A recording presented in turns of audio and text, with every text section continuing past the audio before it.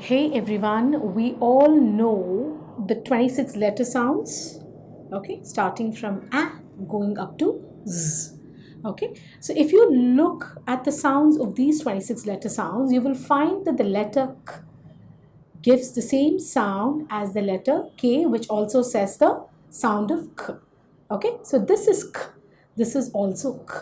Why is it that we've got two similar sounds in our English alphabet?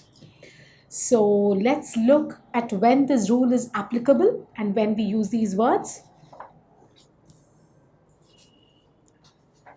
So let's look at, this looks like a caterpillar. So let's call this as a caterpillar cur and this as a kicking cur. It looks as though someone is kicking. So this is a caterpillar cur and this is a kicking cur.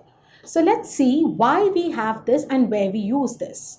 So now, when you look at this cur, before the short vowels, a, or, and u, okay? If the word is a short word and before the short vowels, a, or, and we use our caterpillar k, as in cat, cop, cud, okay? So when you have the short vowels e and e, when you have the short vowels e and e, we use this kicking k, okay?